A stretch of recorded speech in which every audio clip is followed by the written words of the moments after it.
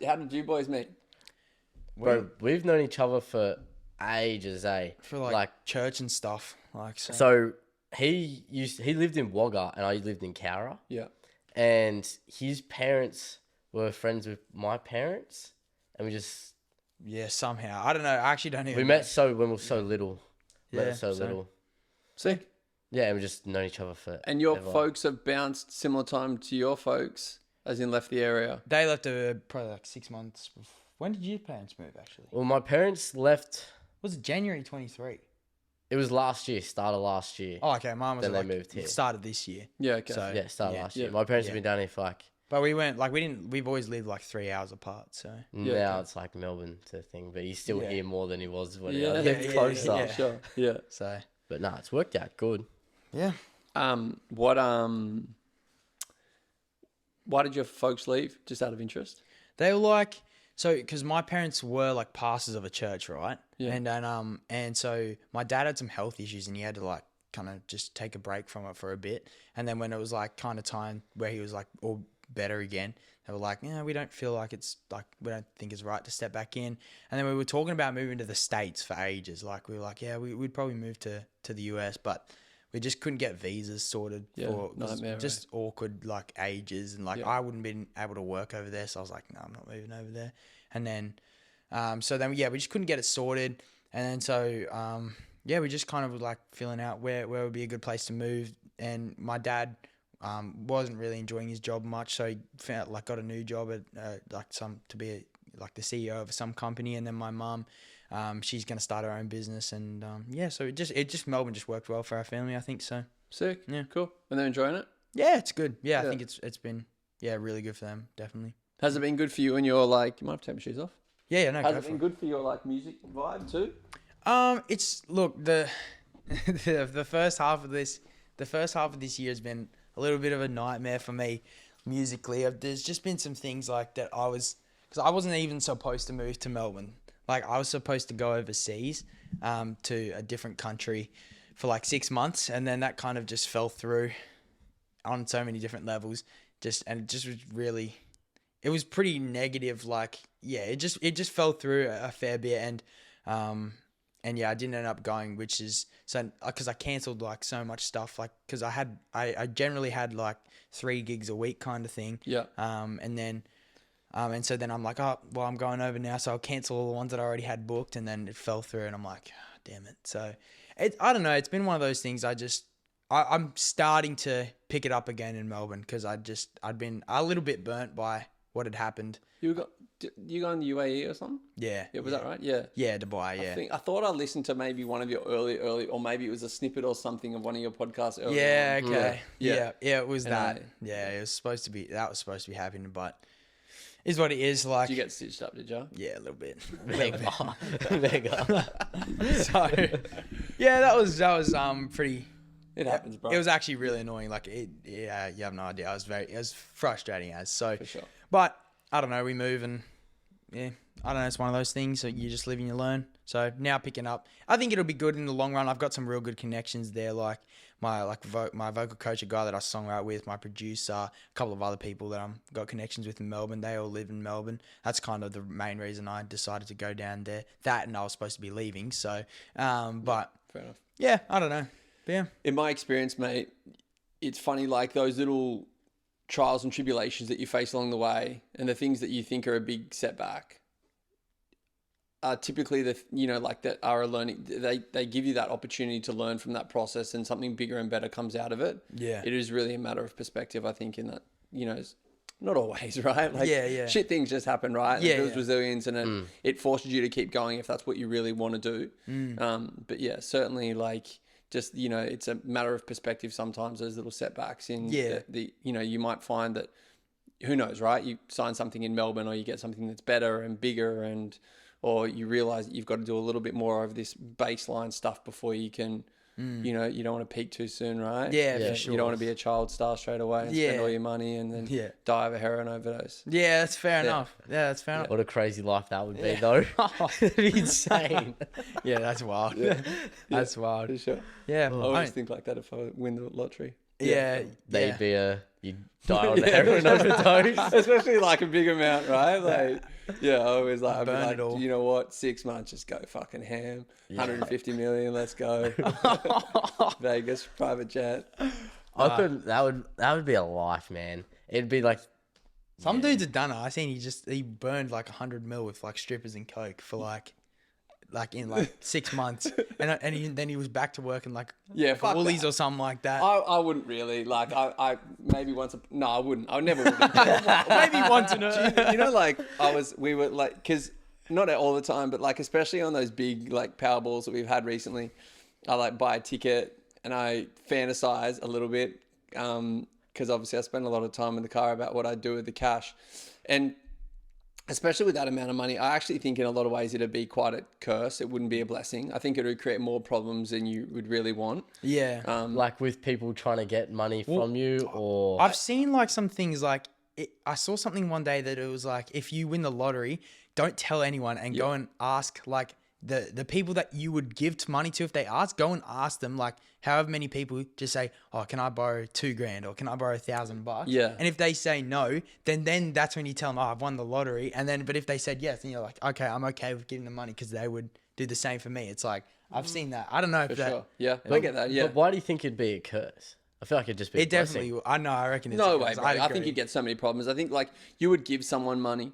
Like it's like anything, when you earn something or you get given it, you don't appreciate the value of it. Anything in life. Yeah, 100%. Do you know, like, I'll use it as bikes. Bikes are a good example, because if you go to anyone outside the bicycle industry that you've spent, I'll use roadies for an example, $15,000 on a roadie, they think you're fucking insane. Yeah, They'd be like, for a push bike?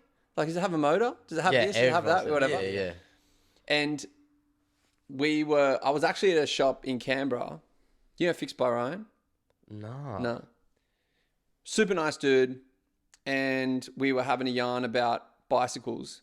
And there's a guy in there that, obviously we're doing Forbidden these days. And there's a guy that he stripped down the Forbidden and put all the, as Johnny would say, all the fruit on it. All the best stuff. Do you know, XO everything, Hope everything, beautiful. Like a good, $15,000, $16,000 build by the time it's...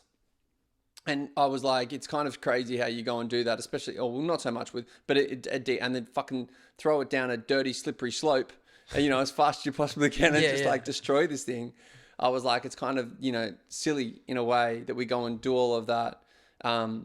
But then we were talking about this little Grommy that came in, and he'd gotten like a secondhand bike, and Ryan went and serviced it all for him and did all this amazing, not amazing stuff. And this kid was just frothing as, like was just over the moon, was so happy that it was his, that he finally had a bike that was all his. And it's like, I just kind of feel like even with my own push bike is like, it's not a very great bike. It doesn't have amazing stuff on it, but I adore it. I look after it. I really appreciate it. Whereas if someone was just to give me a brand new, I don't know, Pinarello for argument's sake, a ridiculous amount, you don't appreciate as much as, because you haven't earned it yourself, right? So coming back to the lottery thing, I feel like you'd give people money because naturally that's what you do with a large amount. Yeah. Maybe if it was a small amount, maybe a couple of million, that's not very much these days. Maybe get you a house deposit, or it would, but get you a house and that's it. But I think with a bullshit amount of money, you'd go and give it to people and they'd spend it. Yeah. And they'd come back and ask for more. Yeah. Yeah. And then I think you'd start to get issues. Like you hear of people, well, not all the time, but especially like I spend a lot of time on the road, listen to a lot of podcasts, listen to a lot of people talk. And like these conmen, so to speak, that come along and know that people have cash and are like, bro, I've got this business deal for you. Yeah. And you're like, fucking stop it, dog. Like, like, trust me, man, give me $100,000, I'll triple it. I'll quadruple it. I'll 10 times, whatever the case may be. So I feel like, sounds like Dubai. Sorry. Like it's like that music festival. I can't think of what it's called that they tried setting up. That fella set up. It was like in the Caribbean. Nah. We need a Jamie here to research. We it. do. Bro, how good would that There's be? something festival and they had like Ja Rule and all these people. And they got, I know the one you're talking about. yeah. Oh, like, it's going to annoy me now. Yeah. I need to look it up. It's going to annoy me. One of those things. Yeah. Yeah. But back to the lottery thing, what I reckon would be cool was, as opposed to giving people bullshit amount of money, like individuals, especially if you had a certain amount, like you could give 50 grand to 20 people and it only cost you $1 million, especially if you had that amount. Like if you won 20 or 30 or 40, you don't need that amount of money, right? Like you could go up and set up a for profit, or you could, you know, I don't know, I obviously love dogs and animals and stuff, and you could set up some sort of thing where you could rescue a lot and you could do a lot of good with it. And I think that's really cool. But I also think what would be fucking rad is just to cruise around and just give 50 grand to a random. Bro, I feel like that would be the sick. person who was giving 50 grand would just feel so good too. You seen that scene of Breaking Bad where Jesse's like got all that money? Have you seen Breaking Bad? I've seen parts of it. I haven't seen the There's whole this series, scene yeah. where he's like, he's got like a bag of $5 million cash, and he's just like, he's got it in his passenger seat, and he's like, he knows it's dirty money, and he just wants to get rid of it, and he's driving along out in the middle of the night, just money like 10 grand, and just throwing it in people's front yards like it's a newspaper. Something like that would be so funny. Just it'd be good. But Yeah, that would be better than giving someone so much money, because you'd hit a bigger reach of people. I think that would just I don't know. It just depends on what you want, really. And it would like be impactful. Yeah, right? yeah. Like, because for me to give it 20, oh, not for me. I was acting like I won it. Yeah, yeah. As if he's won the lottery. He hasn't I won. haven't, for sure I haven't. But like, if you, like just, you know, if someone came and gave me 50 grand today, it would be life-changing. Yeah. Maybe not life-changing, but it'd certainly put me in like a really good stead to achieve some short-term and medium-term goals. Yeah, it would set you up for at least a few months for sure, Yeah, if you're definitely. smart. and As just opposed to blow someone it. comes along and gives me $1 million, and I'm like, okay, well, I'm going to buy a car, and I'm going to buy a house, and I'm going to buy this, and I'm going to buy that, and I'm a new watch, or whatever's important to you. Yeah, yeah. And whereas like 50 grand, you'd have to be like, okay, what am I going to do? Like this is, Yeah, because 50 grand's a lot of money, but it's also like, it's not enough to be life changing. for sure. Like it can be if you use it right, but it's like it's not. You It's get like the con man come and quadruple it. yeah, Yeah. yeah. It's just one of those things. Yeah. But yeah. Well, I don't know. Like that was. I think we obviously just jumped straight in, but yeah. Appreciate it for coming on the podcast. Yeah, no worries, boys. And yeah. I don't know. It's yeah. I'm pumped for this episode. Talk about like what you kind of do, because Josh told me you do mountain biking. Is that right? Like you're a rep for Lusty. Is that right? Yep. And then like obviously jiu-jitsu. Yep. You're a big jiu-jitsu guy. And yeah, talk a bit about that and like how you got started in jiu-jitsu, because like Cool. I love jiu-jitsu and that kind of stuff. So. Yeah, for sure. Yeah, so You guys should roll after. yeah, so I'm a rep for Lusty. I look after sort of southern New South Wales and ACT. Been doing that for a couple of years. Yep. And we look after, obviously, I think we have 22, 3, 4 different brands. Johnny continually acquires them, so we pick them up more frequently recently. But we look after mainly mountain biking is sort of the predominant, but we obviously also cover a few, which is sort of across the gravel and also motocross space, which is cool. Yeah, and it's great, man. Look after a bunch of accounts. And it's awesome. Like the way that I sort of put it is like you've got people that go out and work their ass off 9 to 5 in order to fund the things that we get to kind of go in and sell and talk about every day for work. So it's pretty awesome. Yeah. Like, you know, obviously guys love riding bikes of all descriptions. So it's super fun job. You get to meet some great people and go to some cool events and yeah. How did you actually meet Johnny?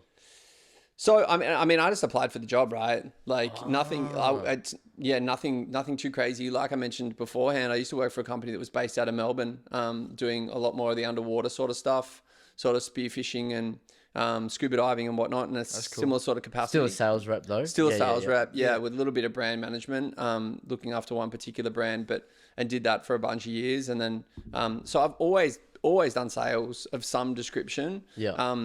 I grew up in Coffs. Oh, yeah, I was born there.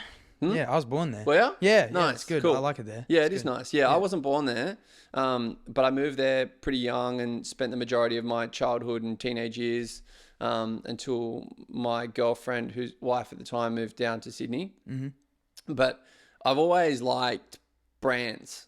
Do you know? Like I like the story that brands are able to tell, and I like the idea that you can, you know, like you can but encourage, and like people become so obsessed with wearing a particular brand purely just because of the way that it's been created and positioned, and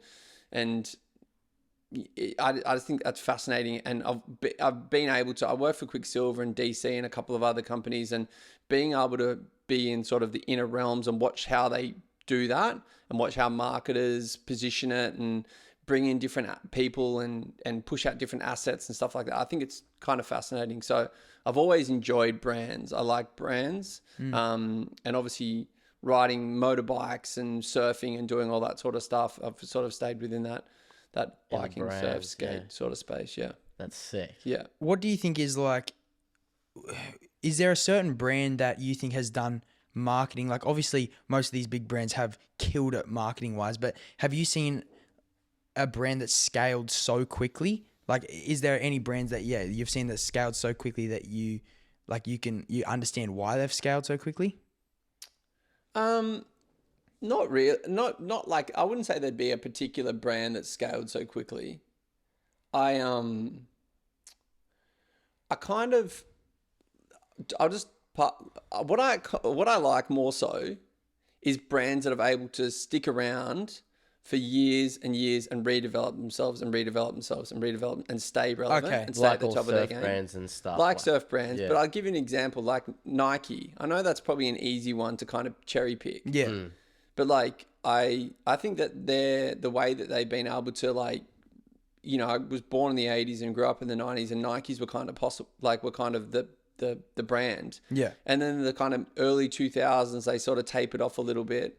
But over time, especially, I don't know, here in Australia, it feels like it's like they've been able to redevelop themselves in different areas, and they kind of, I reckon that's fascinating. Or another one who Johnny's probably not going to let me talk about is Fox.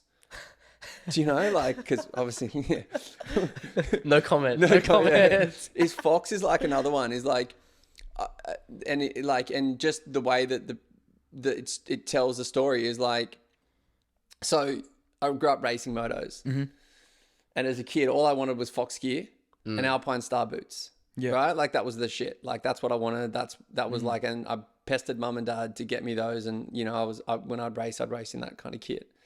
But the funny thing is about Fox is like you could have, and maybe there's a few other brands like it, but it always seems very prominent to me, is like you could have a character walk down the street who is a bit questionable, let's say for argument's sakes, and he's kind of got, you know, some over the knee baggy Fox shorts on and a Fox, you know, branded shirt on or whatever the case, and he looks a bit undesirable, let's say, without being too judgy.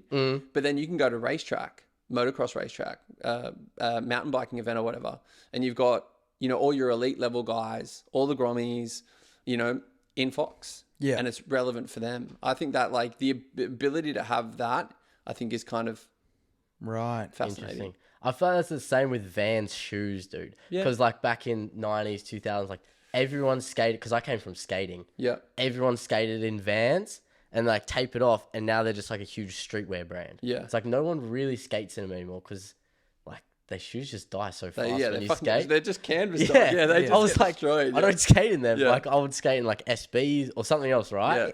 But Vans, it's like now if I'm just going somewhere, I'll just put some Vans on because they're just like redeveloped into a streetwear brand now. Yeah, it's the same with Converse as well. Like Converse used to be basketball shoes, but no one, you're caught lacking if you're playing basketball in Converse. Yeah, for sure. You're gonna roll your ankle down. Yeah, you're gonna die.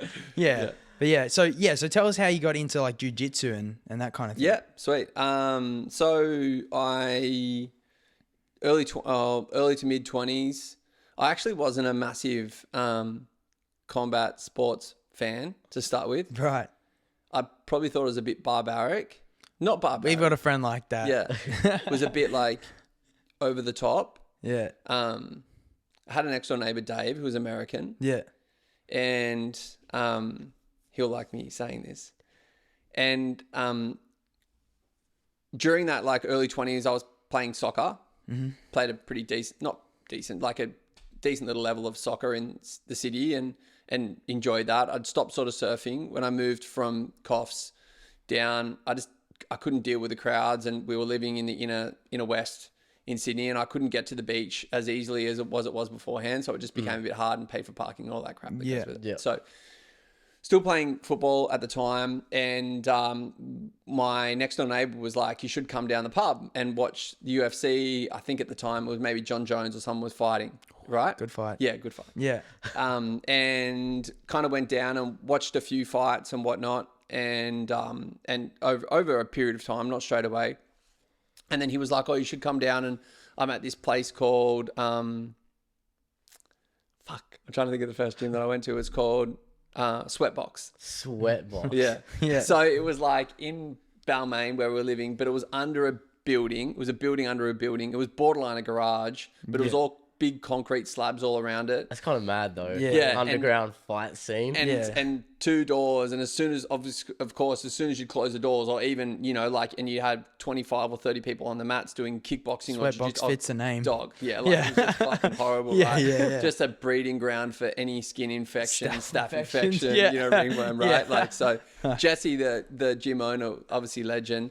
And thankfully I managed to navigate my way through there for a couple of years without anything too serious skin wise. But he obviously used a lot of disinfectant and bleach and shit. But, anyway, so he was at the gym. And so I guess I was watching a little bit of UFC on TV, and I was kind of like, this is kind of fucking savage, and probably the standard kind of, thought process around combat sports where like guys, like from an uneducated perspective of like these guys are just going in and punching each other in the face and there's no reason or rhyme to it. It's not like juggling a football, or it's not like learning to jump or pedaling or whatever. Like there's no technique to it, right? Yeah. Obviously I was wrong because I had no idea. Yeah. And he was like, oh, you should come over and meet the guys that I've been training with, doing kickboxing with. And anyway, so I went over and I met Jess. And he just seemed like a fucking good dude. Hey, like, I mean, I was pretty probably judgy early on and a bit skeptical about the whole thing. And he said, oh, come down if you want, or don't, like whatever. Yeah. And I was like, fuck, all right. So I went down with my neighbor and I was doing some kickboxing, classic kind of, just kind of got into it, and really nice people, and started kickboxing and stuff. And then at the end of the class, I'd always see these guys put on pajamas or like a gi. Put on a gi, and they'd go and start doing jiu-jitsu. And I was like, I kind of, same, probably a bit judgy, like just kind of giggled and just, I was like, and then I think maybe they did a no gi class, or I said to Jazz, can you get me a gi? And he got me this oversized fucking gi and had to go. Yeah. And that was it, man. I just kind of like... Just got the bug? I just enjoyed it. I suppose the difference that I kept on doing kickboxing, but I probably didn't like getting punched in the face a whole lot. As anyone. Some guys do, I guess. Yeah, true. But I wasn't really into it. I didn't love it. And I guess the biggest thing, and you learn this early on in jiu-jitsu, is that you can kind of go... You can go ham if you want to. You can go 100%.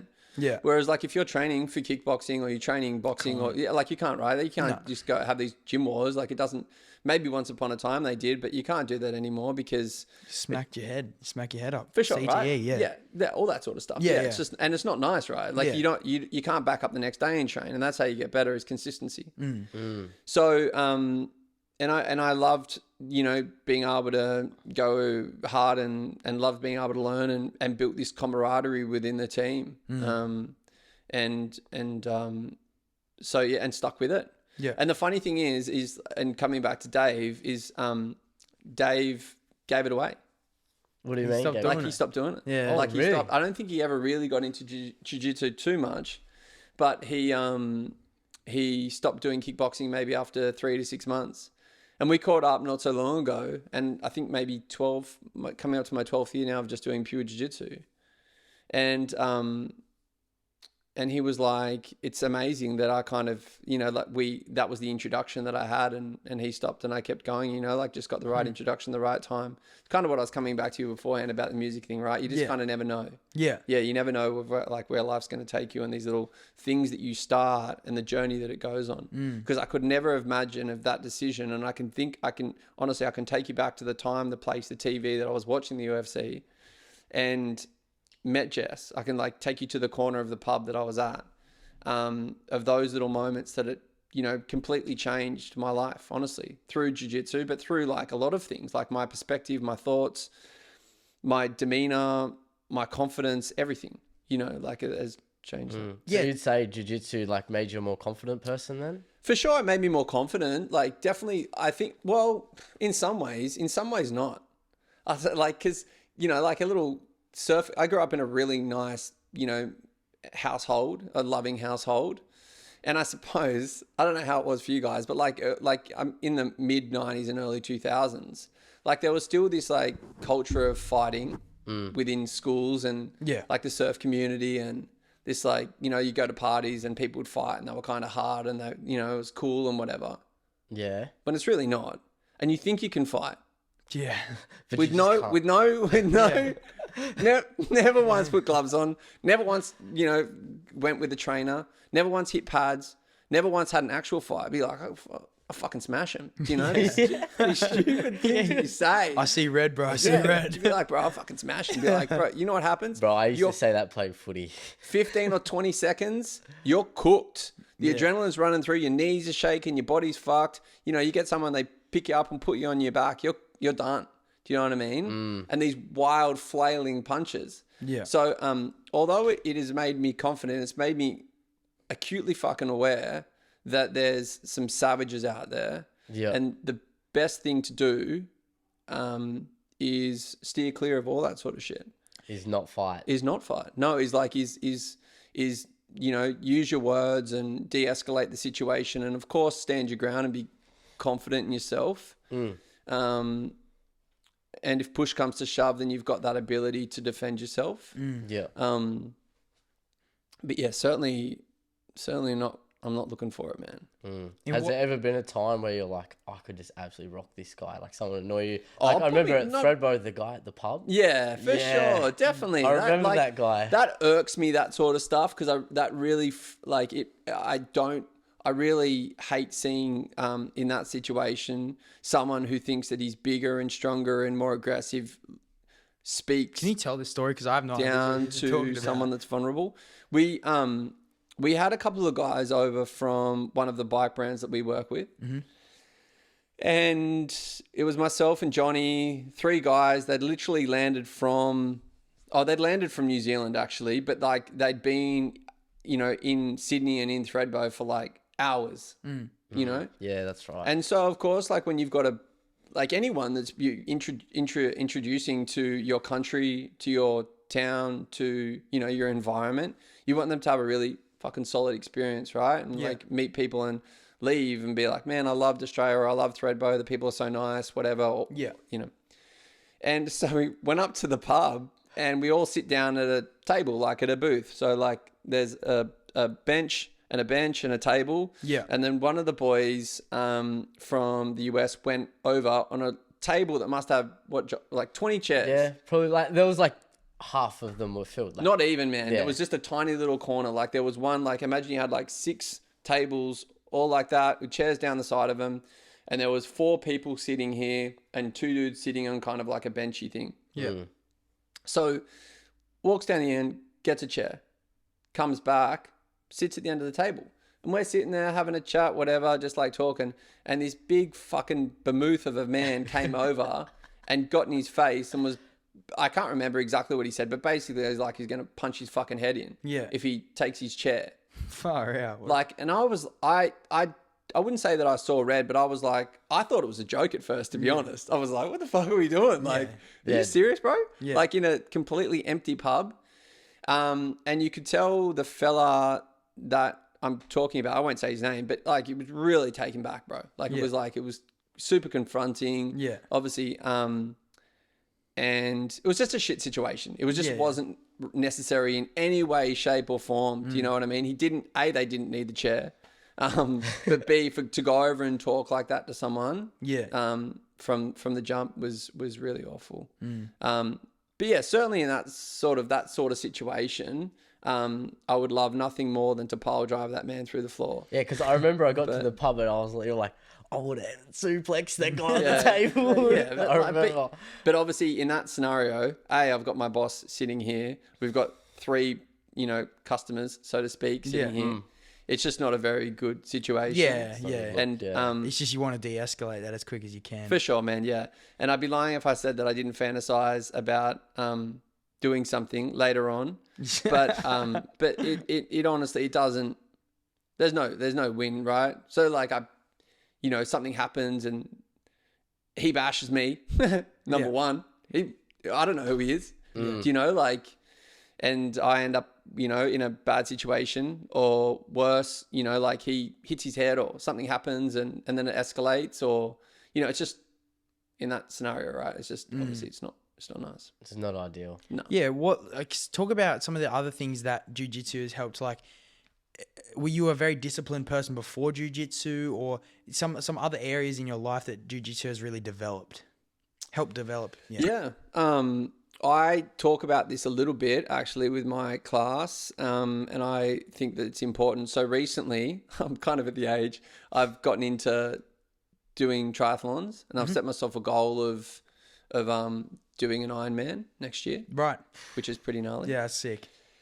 And one of the things, and this is going to sound a little bit corny, but one of the things that it's taught me is that I wouldn't say I'm athletic, right? Like obviously you get those freak of people that could do anything, right? We were talking about this last night. Yeah. Sorry, continue. No. Yeah, like, you think of like obviously on a super high level, like a LeBron James comes to mind, right? We literally had this conversation last night. And he could have, he could have been the most amazing tight end in NFL, or he could have been an amazing hockey player, I imagine, or obviously amazing. He's an amazing basketballer. Some say the best that's ever done it, but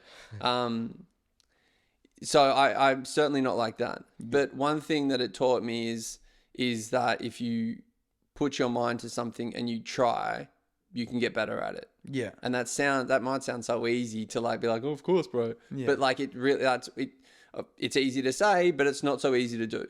Yeah. And that's really what it taught me, because early on, and I suppose there was never one big moment, but over time, you just little increments, like little goals, man, little chips, like you just work away at it and you get better and you get better and you get better. And then all of a sudden you turn around one day and you're a black belt.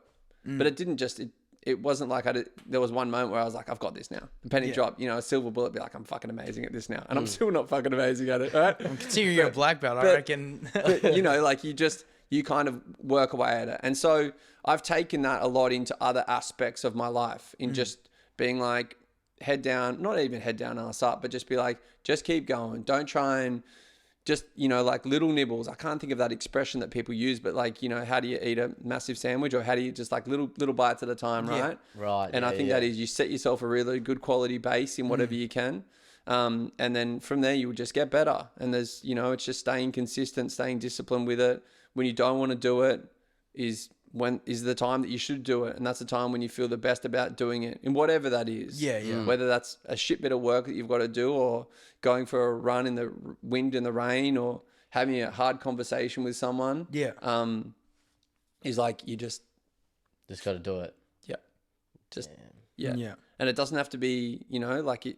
Yeah, it can just be. It doesn't have to be. You don't build fitness up in 1 week, right? You build fitness up in, using fitness as an example, but in 6 months or 12 months, and you build a base, and then you can continually push yourself. And then from that, I think you naturally come to enjoy it more, because you are seeing progression. Yeah. Like, typically we like the things that we're good at, and we're good at the things that we like. Yeah, of course. Do you know? Yeah, it's like I've seen some things somewhere. It's like people that say, "Oh, I'm not good at anything." It's like, "Oh, I don't enjoy it. I don't have any hobbies. I don't enjoy things." It's like you said, you enjoy the things you're good at. So but it's that first little step that, like you said, as long as you try it and like really try, you can get there. As corny as it sounds, it's true. It's like, it's not. It's like it's probably corny because people say it a whole bunch, but it's fucking true, man. Yeah. Like if you and that's, coming back to that point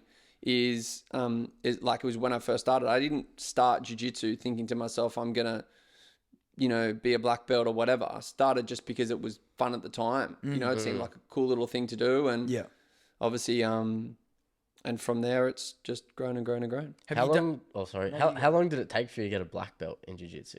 I think I'm coming up to my 12th year, because it was pretty. I think maybe the middle of this year will be 12 years. Jeez. And so, when did you get your black belt? Like, I got my black belt last year. Right. Okay. Yeah. Wow. So 11 years it took to get a black belt. Yeah. The end of last year. So I've only been a black belt for maybe 6 months.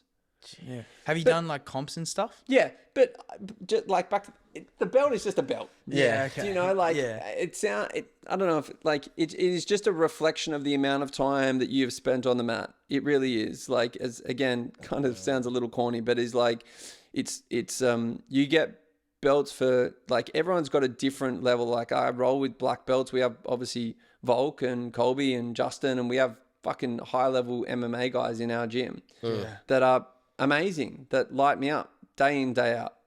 And we have guys that come across like Craig. I don't know if you know Craig Jones, but he's one of the best grapplers in the world, and he's a black belt. Yeah. And like, if it's not same, bro. Do you know what I mean? It's like, it's not like every like black belt is it's black like belt. Josh's fucking car downstairs and a Lamborghini. Right.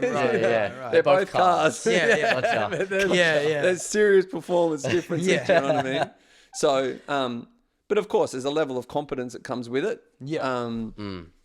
Yeah. So, but yeah, there you go. So yeah, fair few years. And some people get it faster. Some people get it slower. Some gyms will make people work harder for it. Some gyms will give it out easier. Yeah. But yeah, certainly, like, I've been at a few different gyms, and I was thrilled, man. And that's probably back to the Ironman thing. Is like had been a goal, especially when I kind of thought it was achievable, of me not getting my black belt, but really pouring myself into the sport as best I can and learning. And I teach now. I've taught now maybe for 4 years, and like full time, and not full time, but like having my own class and my own students and people that come up and show, and that is more important to me than any of my own personal success. Yeah, that's cool. Seeing them grow, seeing them get better, taking guys from, like white belt and watching them grow into blue belts and going and doing their first competition and doing that sort of stuff. Like, it's honestly, like, it's fucking amazing. It's really good. Yeah. And you reckon that's the most rewarding part of it? 100%. It is now. For sure it is. Once upon a time, I wanted to see my own individual success, whether that's in competition or, doing well on the mat and being competitive and all that sort of stuff. But being able to teach and show and, like, not mold people, so to speak, but have an impact. Have an impact and be able to, for them to listen to the thoughts and feelings that I have surrounding a particular thing is I love being able to give what I think is good quality advice. Yeah, do you think that comes with age, like wanting to give, like, not so much individual success, but like wanting other people to succeed? You think that just comes with age, or probably, or where does that stem from? Probably a bit of age. Do you know, like, obviously I'm mid to late 30s now, and that, the testosterone kind of diminishes a little bit as you get a little bit older, and you start. I suppose I still want to be competitive, but it's less. I like to see the guys like your age, get after it and get good quality advice in areas where I, like, early on in my 20s when things were just happening so fast, like, is give good quality advice of what I thought I would like to hear at, that age. Yeah. What's something, like, what is some of that advice? Yeah, fuck, I don't know. That's a good question. I don't know. Look, I mean, I don't know, bro. Yeah, I'm not sure. I don't have a silver bullet for you. I suppose just in different situations, through or different scenarios that come up, is just trying to give good quality advice about. I'm all about us, and I see this with my own crew, is like, just, of course, being good at a sport is great. Yeah, but being a good fucking human is so much more. Do like being a good person, like giving someone a helping hand when they need it, going out of your way to pick up a lady that's fallen over, or pick up a piece of rubbish, or look after your environment, or whatever the case may be. I think that that's super important. Yeah, for sure. Slowing down a little, and that's probably more my personality. I've been pretty impatient my whole life. Right. So just slowing down, taking it all in, thinking, you know, like what you guys have access to that I really didn't is social media. And although there's, you know, people poo-poo social media sometimes and the internet and all that sort of stuff, the connectivity that you guys have, very much like your experience with, I imagine, the Middle East with your kind of thing, for better or for worse, is like growing up in Coffs. If you wanted to be an astronaut, I never wanted to be an astronaut. Yeah. But, you know, like if you wanted to be an astronaut, like that just was it was just totally unachievable. Like I wouldn't even know where to start. Yeah. Whereas like nowadays it feels like, you know, I don't mean you just DM NASA, but like, you know, you can send a text. You can kind of find some steps or get yourself on a path to actually maybe wanting to achieve that. Yeah. And whether that becomes you being an astronaut or becoming a fighter pilot or something, you know, in between. Yeah. You can find the ways to do it. Yeah. Through social media. And I see that more so with you guys with like the introduction of being more mindful. Even Joshy, we went out to lunch couple of months back or something, and that little thing that pinged on your phone and blocked you out of your social media. Yeah, about just like the consumption of social media, and that kind of like took me by surprise. Oh yeah, it was just a screen time thing. Yeah, and like just having that I thought was amazing. Because again, like you probably wouldn't be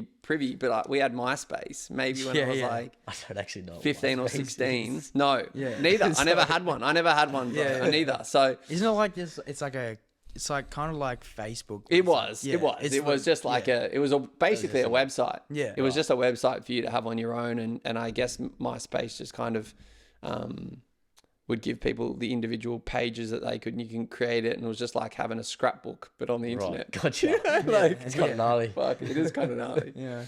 And I remember like even like 16, I didn't have a phone. I was so like anti phones. I thought it was a bit yuppie. Really? Do you know, which is kind of funny. Wow.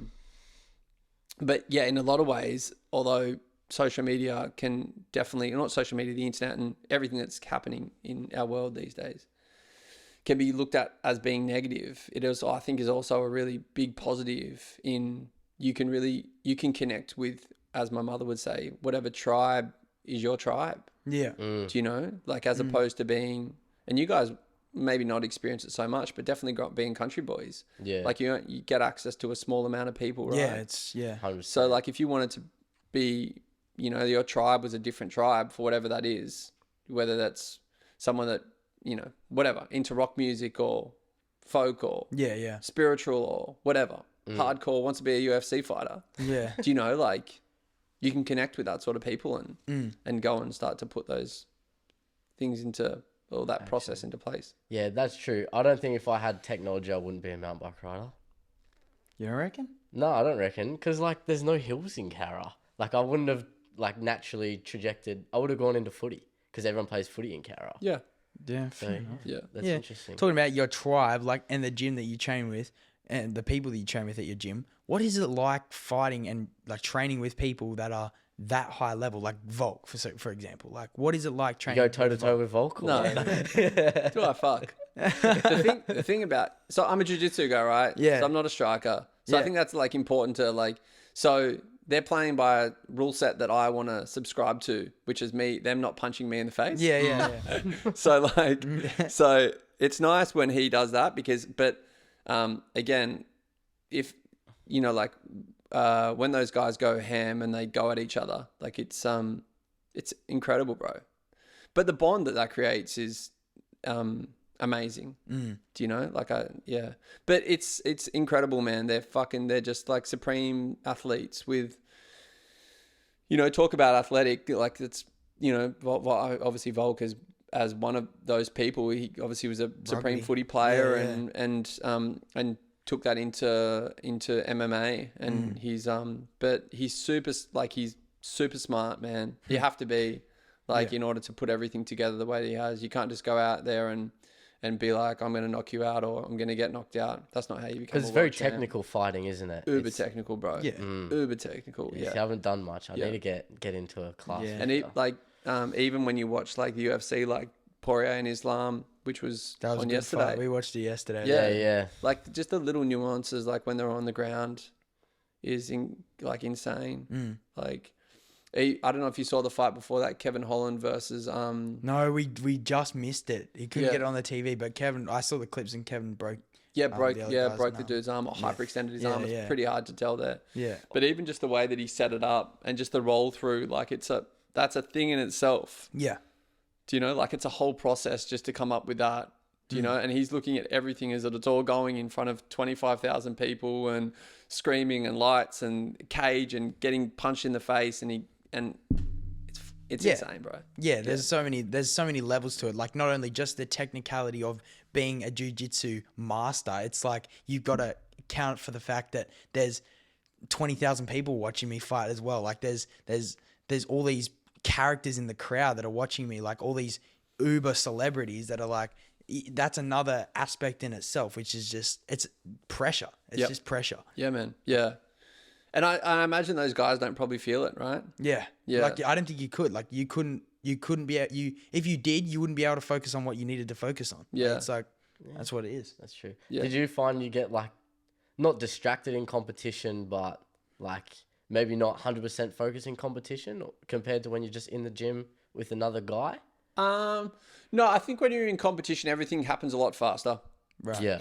Do you know? Probably like you when you're racing, do you know? Or when you're playing in front of a crowd. Yeah. Like everything just goes like it steps up a beat. Amplified. Yeah. Everything gets amplified. And that's the difference that you see between a white belt and a black belt in competition is like you get the person slows down and they're less heightened about the situation.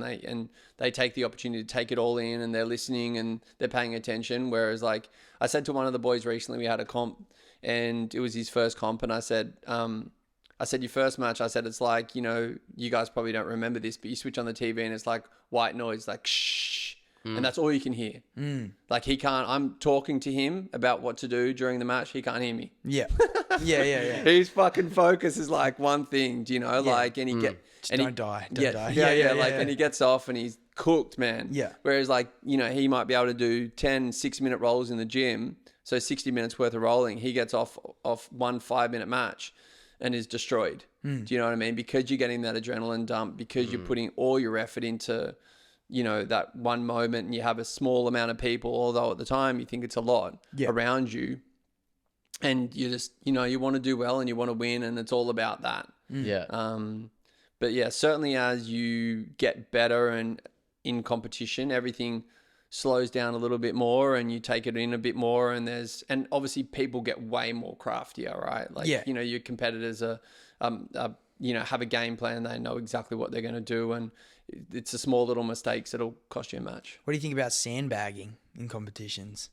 Yeah. What do I think? Do you think like, cause some people frown upon it. Some people are like, it's just part of it. Like, so like, yeah, cool. Good question. I think there's two things. If it's all about winning and your gym is purely based upon winning, then I guess maybe. Yeah. But for me, and especially off the back of what I just said, it's not. Yeah, it's about growing. Yeah. So I think the belt is a representation again of your ability, the amount of time that you've spent on the mat, the way that you interact with others, whether you help them, whether you teach them. Are you paying attention when you're rolling around? Like, what are you doing? Like, that to me is like, it's all encompassing. It's not just one thing. Yeah. Guy just doesn't get a blue belt because he can hit a fucking gnarly armbar. Yeah. Like, it doesn't work that way. Yeah. Do you know? Maybe in some gyms it does, but it doesn't in ours. Yeah. Like, and that's not my philosophy. I've held people back because I didn't think that they were ready. And I've promoted people because I thought that maybe their demeanor and everything about them, you know, they were ready. They were like, it was time for them. Do you know? Yeah. It keeps people engaged, but also you want people getting better. Yeah. And so like up until black belt, maybe brown belt, but up until black belt, really no one cares. There's about sandbagging. Yeah. Oh, no. Like just it's cool. You won, like there's IBJFF Worlds on at the moment this weekend in California. Yeah. And you win Worlds at blue belt. Whoop-de-doo. Yeah. You know, cool. That's great. Awesome. But then like, continue train, you know, get back in the gym tomorrow and continue to train and get better and like, and maybe purple belt and maybe brown belt is cool. And like, I mean, guys that are winning a brown belt are obviously really, really, really good, right? And they're probably on the projection of getting their black belt pretty soon, typically. Yeah. But you know, like winning the worlds at black belt, that's what you want. Yeah. Do you know, like being, if that's what you want, if that's what you're after, do you know, I'm not. Like that's the pinnacle. Yeah, like if that's where you want to be. So like, yes, sandbagging is a thing. Like you sometimes see it with kids and whatever, and you get this kid that's been, you know, grappling for 10 years. He started when he was 4 years old, he's 14, and they've still got him on a, you know, silly kids belt of some description, and he's going through and ripping through all these kids and winning all these medals. Yeah. That's awesome. Cool. That's great. But like, I'd love to see the kid when he's still doing jiu-jitsu when he's 30 and adding value and being good and being a good person and all that sort of stuff. So, so yeah, if winning is purely your mindset, then sure, sandbag if that's what you want to do. But it doesn't. I feel that's not a very healthy way to go about winning. No, that's what I mean. Yeah. Like it's just winning. Like you have to lose. Yeah. Like losing's great. Yeah. Losing's good, man. I think like. Kind of sucks though.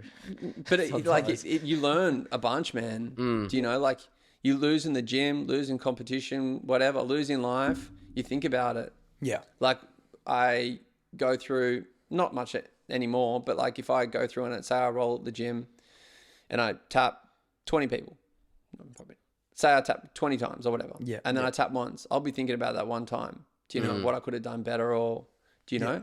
So like it, you know, those moments are the things that you learn. Not because I'm beating myself up about it, but be thinking like, okay, what could I do better? How can I problem solve that? Where did I get caught out? What was, you know, whatever the case may be, and how you can get better there. Yeah. I'm not thinking about all the little wins. Yeah. Yeah. No, that makes sense. It's because you hyper focus on the losers where you're like, oh, I just won. Cool. Yeah. Like, yeah, just won. Yeah. Yeah. Yeah. Yeah. Yeah, for sure.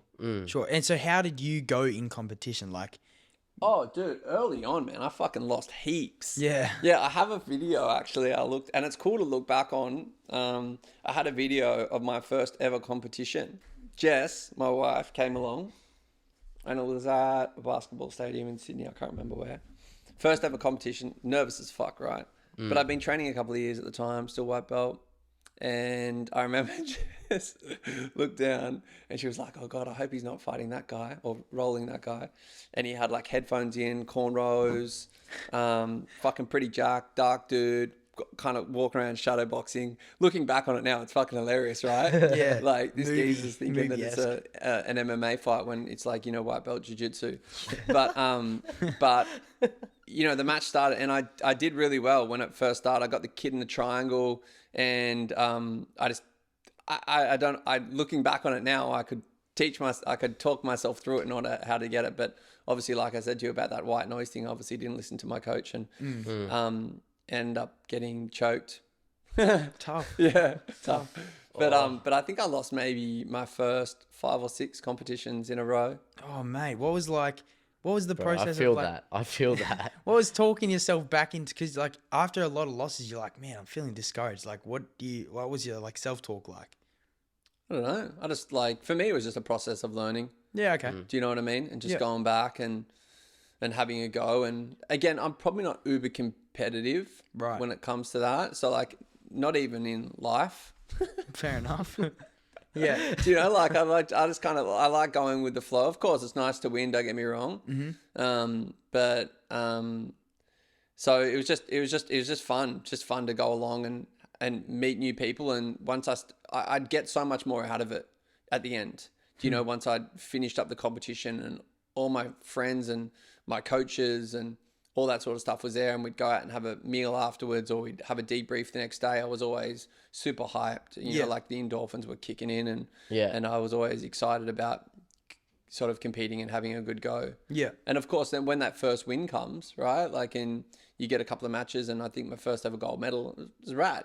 Yeah. But you would have been buzzing. But it was just it's a $3 piece of metal that they with a little ribbon around it. Yeah. You know, it doesn't really mean that much. It's like super materialistic. Yeah. Yeah. When you were doing your competitions though, that was like the only thing you wanted though at the time, was like that one gold medal, right? Yeah, probably. Yeah. So that being said, like when was it like, oh, it's just a gold medal now? Like when was that, like what didn't become the be all and end all? Later on, just when I realized that it really just doesn't matter. That there's, like everyone has a different starting point. Do you know what I mean? You get guys that come through that are absolutely amazing, pick it up in 6 months and destroy loads of people, Yeah. destroy everyone in the gym. And then there's others that maybe have done it for 6 years and are still working the way through it, right? Yeah. Like, and are just getting better. So that's what I kind of come back to, that being naturally athletic is like everyone has a different sort of starting point of where there is. And again, without sounding corny, it's just about being a better version of whatever you want to be. Jiu-jitsu is a bit cultish at the best of times. Yeah. As can be other things. Yeah. Triathlons, I found, can be a bit like that. Yeah. Really? Like, what's that other thing that my friend does? CrossFit, I reckon. I can see CrossFit. Not cultish, but it's just like fucking. I just, I'm all in. I'm all in. CrossFit? Yeah, CrossFit too. for sure. Yeah, like How much do you deadlift? Like, it just becomes a little bit like that. Run club. Bro. Yeah. So I don't know. Yeah. So, but it's important to remember, and I say that to guys in the gym all the time, is like everyone has a different starting point.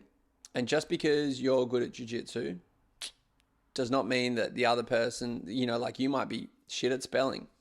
Yeah. Like you might have no money. Doesn't make you a better person. No, it doesn't. Like we've all got things that we're good at, man. Like if athletically you might have someone that's amazing at something, that doesn't necessarily mean they're fucking killing it in life. Yeah. I'm telling you, them, their mind, their mental, right? They might be down there.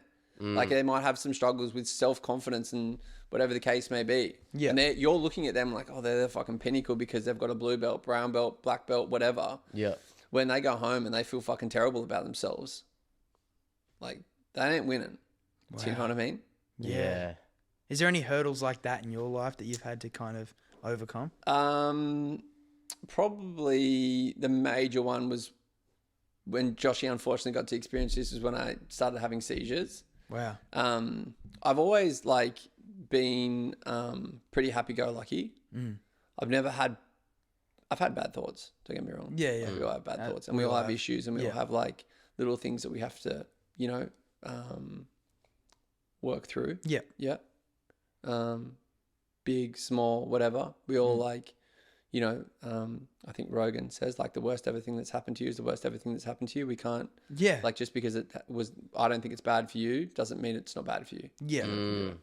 Yeah. So, but yeah, I started having seizures when I was late 20s, maybe 27 or 28, maybe. I'd probably been training jits for a couple of years. Do you know what caused it? No, so I only have them in my sleep.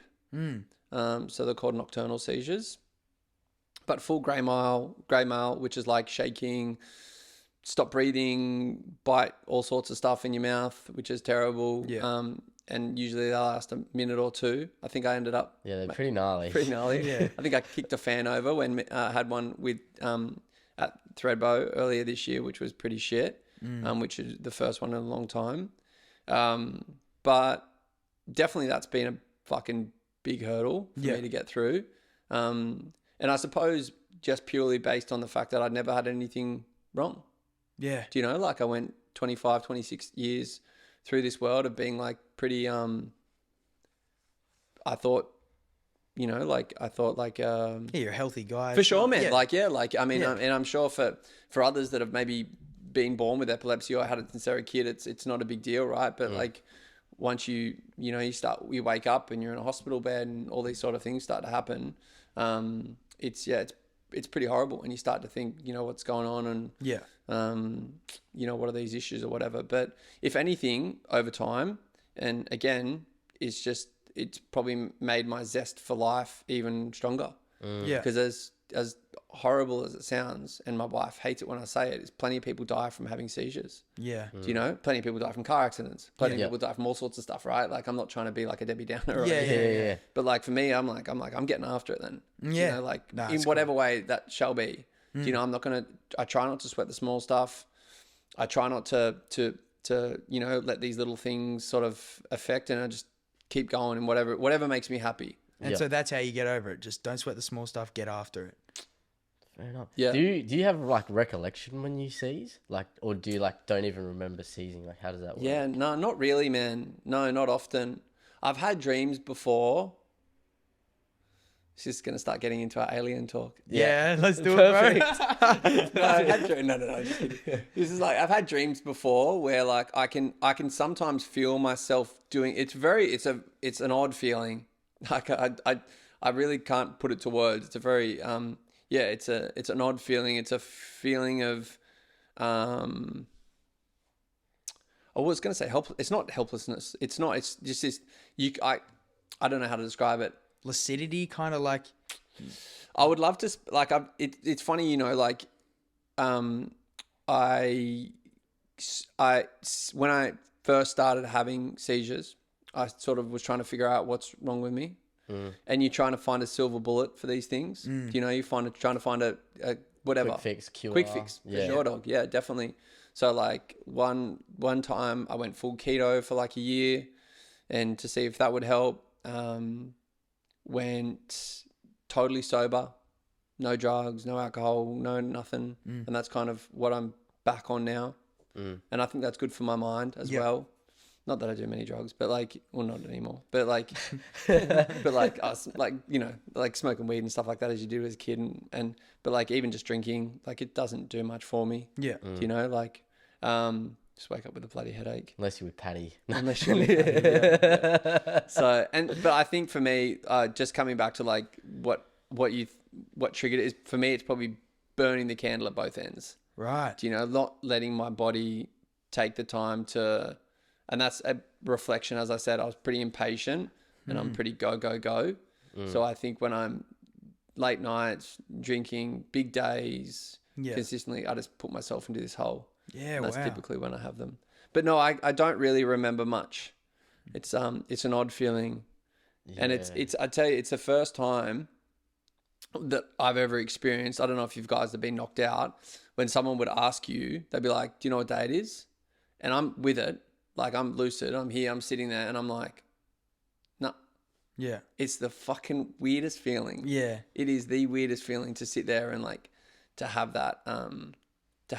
To be, I can remember long-term stuff, but anything short-term, it's just like, gone. Do you know your address? Be like, yep, I live at da. Yeah, it's I've been. Do you know who this is? Yeah, that's my wife. Yeah, I've been knocked out once. I fell off my motorbike, got knocked out, and like it is weird. You just don't know anything. It's like you can't answer. And I'm like, and I remember the first couple of times the nurse was like, "Don't panic," and I could feel myself panicking. Do you know? I was like, "Fucking what?" Like, I'm like, what's going on? Like, I don't know, like, where I am. Like, it's, it's a shitty sort of feeling. Yeah, it was pretty gnarly. Yeah. And it's not nice to watch either. Yeah. Yeah, my mum used to have epilepsy. She doesn't anymore. Yeah, but, nice. Yeah. So, yeah. Fortunately, I never saw her have a seizure, but, yeah. I'm, in a lot of ways thankful that I only have them in my sleep, right? Because normally I'm in a really nice, cozy bed. Yeah. Next to a woman. Yeah. True. Yeah. That looks after me, which is pretty good.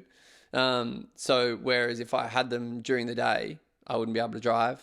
Yeah. I really probably wouldn't be able to ride bikes. Do you know? Jiu-jitsu would probably there'd be questionable bits in there as well. Yeah.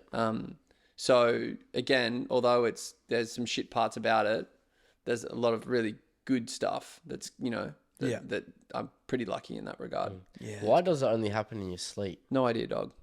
Does anyone know? No one just knows it's just like there's like a small percentage of people that have epilepsy and they purely have them in their sleep. Yeah. Yeah, wow. It's a period of time. Typically it's early in the morning. When your body, well, this is one theory, is like when your body uses adrenaline to wake you up, right? That's just what happens. Like with all of us, like when you wake up in the morning, whatever time that is, that's your body filtering adrenaline into your system in order for you to wake up. That's how it works. So, and when I normally have them is like 4 or 5 in the morning. Yeah. Wow. And then, so it's around that time that your body starts to produce adrenaline for you to actually wake up. Yeah. So yeah. And all it is really is obviously as we speak and be here and think and do all that sort of stuff, obviously your brain activity, and it's really just a bit of a short circuit in a roundabout way. Yeah. And that causes a restart. Yeah. Yeah. So it's like a factory reset when you have a seizure. Sure, dog. Yeah. It's like an update. Yeah. Software update. Software update. Yeah. Yeah. Oh, But yeah. No, but it cooks you for a couple, like for a good 48, 24, 48 hours. like tired. Yeah. Yeah. Wow. Yeah. Everything hurts. Full like energy surge. Yeah, man. Yeah, and you like, and your body shakes, right, and tenses. It's fucking awful. Yeah. Jeez. Yeah. Yeah, it's wild. Yeah, for sure. Yeah. I'm keen to go into this alien talk though. sweet. I'm keen. Yeah. Yeah. Hard out. So you believe in aliens? No. Do you? Yeah. I like don't my know. shirt? I don't know if I do or I don't. I'm just like, I almost like, Space Force. I want this specifically for you guys. Perfect. do you believe the moon landing was fake? Yeah, definitely. I kind of This is going to be a long podcast now. no.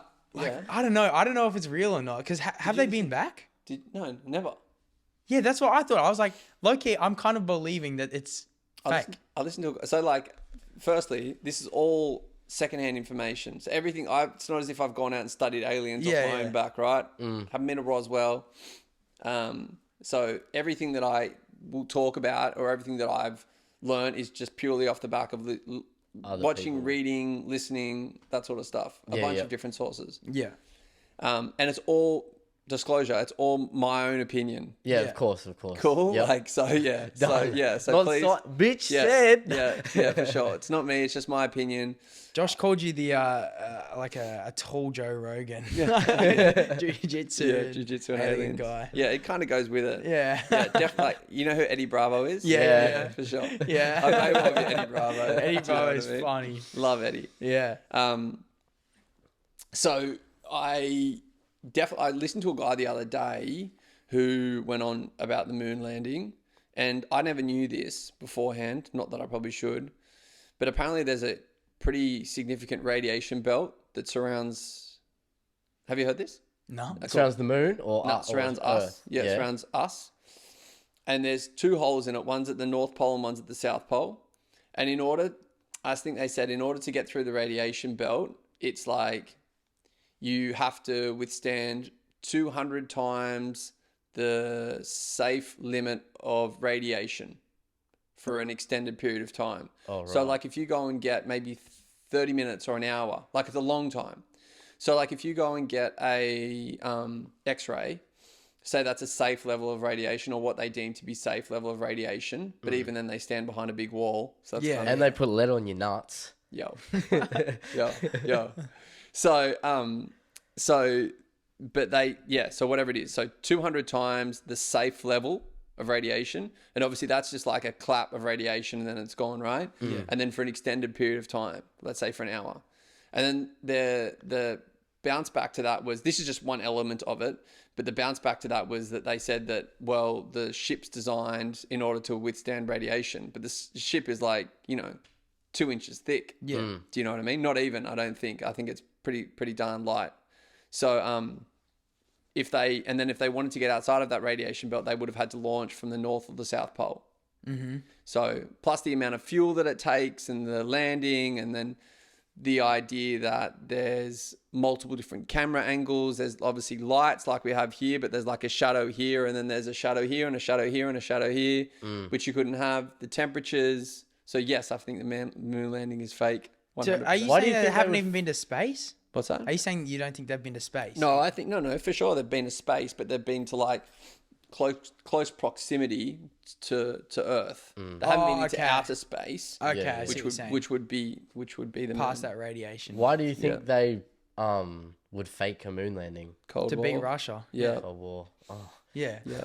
Because like that's the thing. I was talking to someone about it like 2 days ago, and we were like discussing, is it fake or not? Because we were like kind of preparing for your thing, and I was like, oh yeah, we're interviewing this guy, and then and it was like, oh, I don't know, have we been back? And then we were looking up, and it was like, no, I don't think so. And then no, and we haven't even been back. So like, why? Yeah, No way. Like- and then they went and destroyed all the information. Like they destroyed all the technology. Why the fuck would they destroy all the technology? Yeah. Like in order so like it just is. There's so many holes in the story. Yeah. It's crazy. And there's like people that are adamant that it was like shot in some like Hollywood studio and stuff like in that. a base. Yeah. This guy, and then there's like a confession recently from a fella that was talking that he was a security guard at the base. where they shot it. Yeah. Like it's I'll find the thing and send it to you. It's a really good read. Yeah. I think the dude was on maybe Jesse Michaels or Rogan or someone like that. It was awesome. Yeah. Because me and my mum were talking about it. Yeah. Yeah. My mum's further off the deep end than I am. Really? Yeah. Really? Yeah. Oh. Yeah. She was I don't know if I should say this on here. She was anti-vaccines before anti-vaccine was cool. Yeah, yeah. You know what I mean? That's fair So enough. she was so like- was he. Yeah. But even though I've still got the vaccine, I'm like, and I kind of regret getting it now. But So I was born in 1987. yeah. I don't know if we should Oh, anti-vaxxers, like not like COVID vaccine. any vaccine. Right. So my mum, this is kind of interesting. My sister was vaccinated. Mm-hmm. My mum was a nurse. Mm-hmm. And mum was in 1987, which is just before I was born. I guess it was 1986.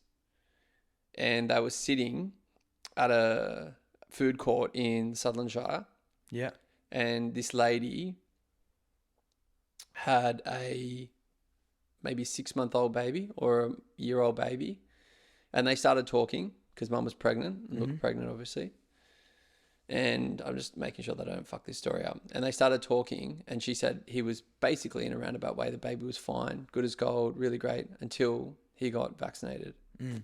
And now he has autism, or what they classify. My mum is the same. My mum's like the exact. I don't know if I should say this Really? either. So they got the shots and then they became autistic. Yeah. Yeah, my mum's like, because it's grown on like cow and like monkey. Like there's like it's like grown on flesh of like, it's like weird. It's like this massive like thing. I don't know how like true it is or how not true it is. I don't really know. I have to do my own research into it. But there are a lot of people that think that it gives like autism or ADHD or like a lot of like neurological dysfunctions. The biggest thing that it does is, well, from what I understand, is I listened to this on RFK, Robert Kennedy Jr. Yeah. Yep. And he was saying that because this is around the time they started adding in. So, like, if you go and get vaccinated now, I think it is, like as a 2-year-old or 1-year-old or whatever it is, like from the jump, they give them a hepatitis B, A, B, C, D, hepatitis D, whatever, hepatitis C, maybe, yeah. Like, early on, like, you know, the first, like, 6 hours in this world, they give them, like, a shot. Yeah, like, what the fuck? Yeah. But apparently, and now there's like, when they give you a particular shot, it's like, instead of there just being one vaccination in there, there's like 30. Yeah. But they have to combine it. The way that I understand it, and please, I'm not an expert at this, and I'm going to try and do my best to not fuck it up, but is they have to combine it with something that the body reacts gnarly to, in order for the body to attach itself and attack it, so that it knows next time that it comes, it's got the force, you know, so to speak. The warrior is there to go and attack it. But early on, is mercury was used in the vaccination. That's wild. And so apparently what that does is that easily crosses the blood-brain barrier. And so when it goes, obviously blood-brain barriers, it goes into the brain. And then obviously you're injecting not huge amounts, but amounts of mercury. Yeah, mercury is so bad for you. So bad. Yeah. Into child's and kids' brains early on. And for that reason, they're having bad effects. Yeah. It's like, it is a rabbit hole, like you can go down, like, and I don't know much about it. Do they still put mercury in the shots now? I believe so, yeah. Well, they do certain amounts of stuff, but even with the COVID vaccination, right? So that was different again, but it apparently crossed the blood-brain barrier, and you're seeing the amount of people now that are having But they pulled AstraZeneca from everywhere. Like, I just don't think it worked, really. Like, wherever you stood on it, I got the COVID vaccine, even though I was like, I don't really want to, but I've got to do stuff. So yeah, wherever you stood on it, it's really fucked, bro. It just doesn't work. It's dead set. Like the way what they did, people lost their jobs, people lost their livelihood. You know, people were forced to getting something that ultimately they've turned around now and pulled. And like, probably didn't need to get that. Yeah. Yeah. And you know, like you look now, like the amount of cancers and heart attacks and stuff like that people are having, seemingly, you know, like increased from before, is nuts. Yeah, it's crazy. Really I hope I don't die now, eh? Yeah. So I had a good day, young. Okay, so we'll jump away from the medical vaccine talk, but back to like the alien stuff. So I've always so Iman's further off the deep end than I am. So I've always had this like element to my whole life that we've been a little bit, I would say, a little bit alternative as a family. Yeah, same. And certainly I have always felt like there's something greater in whatever that is. If you want to call that a god, that can be a god. If you want to call that a UFO or an alien or extraterrestrial or whatever the case may be, I think for us as humans, I personally think it's good to have something bigger and greater, because especially if it's something that you think is for better, it helps us. It holds us accountable to being a better human in some ways. Yeah. Yeah. And you can depict that, or you can position that however you like. Yeah. Whatever's important, but as long as something is holding us accountable. So, and so I've always thought of something that we weren't alone in that aspect, but definitely there's something bigger and greater than what is going on here. It can't just be about fucking mountain biking, riding and jiu-jitsu and brands and t-shirts and social media and these Kardashians. Yeah. Yeah. And Donald Trump, even though I'm all for Trump. But political pod. But certainly I just think there's got to be something bigger and greater, like where we connect from a human spirit. Yeah. And there's good stuff that goes on. So and I think if you certainly before probably the major event, which is like the Tic Tac event, which we can go into, but is if you start to talk about aliens, you're a little bit odd. Do you know what I mean? Yeah. Yeah. It's an odd thing. Yeah. People thought you're a bit off the deep end. And even now, Yeah. Everyone thinks I'm a bit crazy, a little bit odd. I just purely believe that the universe is too great not to have something else going on. Yeah. What is that for you? What is that other thing? Aliens, bro. Come on. Keep up. I don't know. You don't know yet? No. I don't. I don't know. There's certainly so I've heard so many different things, and done so much different research and looked at so many different cases and scenarios.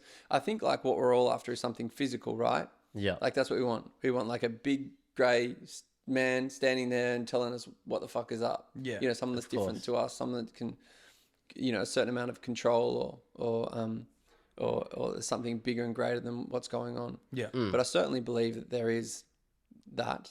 And so there was this event in, I want to say it was 2012, where he's got a podcast actually. There's Commander David Fravor and Ryan Graves. Ryan Graves has a podcast, but Commander David Fravor looked after a particular air wing in the US Air Force. Yeah. And they had a scenario where they called it Tic Tac because it looked like a giant Tic Tac was bouncing from 70,000 feet to 10,000 feet to and they were, I think they said it was going upwards of 15,000 kilometers an hour, but jumping around in the aspect that anything that was human inside of it would have been sizzled. Yeah. Right. And they have real-time footage of that off of their jets and whatnot. So once they started having this sort of physical footage, and they were coming in occurrence with these sort of things, daily during that period of time. Jeez. I think it started to change people's mindset a little bit about that. Yeah. Have you guys heard of Bob Lazar? Yeah, I listened to a thing you sent me. Oh yeah, cool. Sweet. Yeah. But yeah. Just slowly infecting you. So go on, his documentary is cool. So he's got a documentary called Bob Lazar's Area 51 and Flying Saucers, I think it is. Mm-hmm. It's done by a dude called Jeremy Corbell. Yep. Jeremy Corbell, and there's another guy called George Knapp, and they have a podcast called It'll Come to Me, but I'll think about it in a second. But George Knapp is a reporter out of Vegas, investigative reporter. Yep. Big into obviously the alien side of things. Yeah. But Bob Lazar was at Area 51. And worked at Area 51. Yeah. I'd encourage you to go and watch the movie because the movie's awesome. What's the movie called? Bob Lazar's Area 51 and Oh, flying okay. saucers. Right. Right. And it's amazing. Like, it's just incredible to kind of watch him talk about it. He was a rocket engineer, and they used to fly them from Vegas into S3, which is like Sector 3 in Area 51. Yeah. And they would, he was basically there to like de-engineer, so to speak. Like a UFO. Yeah. De-engineer UFO. Yeah. In order to gain access to different technologies and whatnot. And so that was like during the 80s. Yeah. And there's a whole story behind him, why he got out, why he started talking about it. His wife thought he was having an affair because he'd get on a plane, you know, in the middle of the night, he'd get called and he'd take off. And then she started having an affair. And then the FBI and the CIA, I think it was, were monitoring his phone calls. So knew he was going to have a semi-breakdown. So it's fucking amazing. Like, it's pretty fascinating. Yeah. All been double checked, triple checked. Like, it's pretty incredible. So, but that's one bit. And then there's another one called, there's 2 documentaries just for like guys that want to listen if they want to go and look at stuff. Because I think it's important to look for it to yourself. Yeah, right? 100%. Like, I could sit here all day like, who's the fucking bald rep talking about, you know, talking about jiu-jitsu and aliens. But this is just not how it got me started, but like more mainstream stuff that you can find on Netflix or Apple TV that's like out there. Yeah. There's another director called Michael Fox, not like Michael J. Fox, but Michael Fox, who has a one called The Phenomenon and one called Close Encounters. The Phenomenon... I've heard of Close Encounters. I could talk about that one. Phenomenon touches like on all these different events like Roswell. Like, there was a big one in Melbourne in 1963 at a school. What happened with that one? Where like a ship I can't remember it specifically, but like there was like a flying saucer, so to speak, that comes in and like the schoolyard, and fascinating.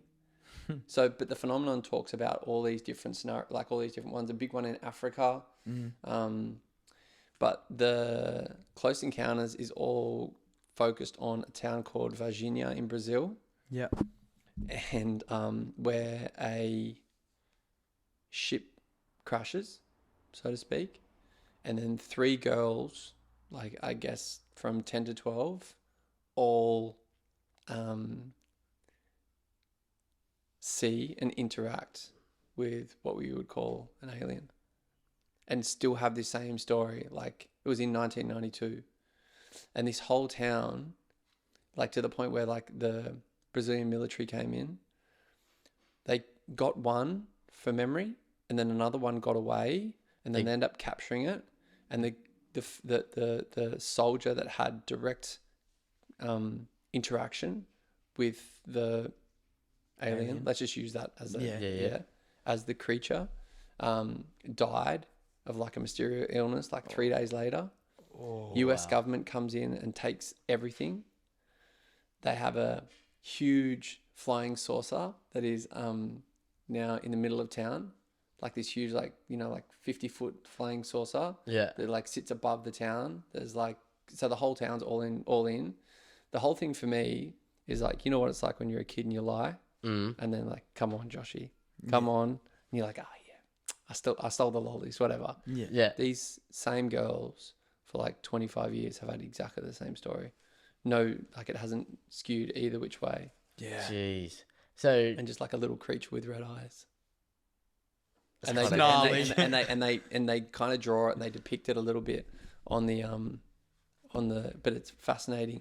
And I remember listening to that Michael Fox talk about it, and because he was an investigative journalist or like a documentary maker, and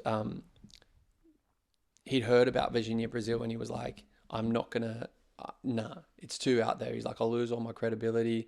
I think he had a lot of people that were within like the US government that he thought he was semi-legit, so to speak. Yeah.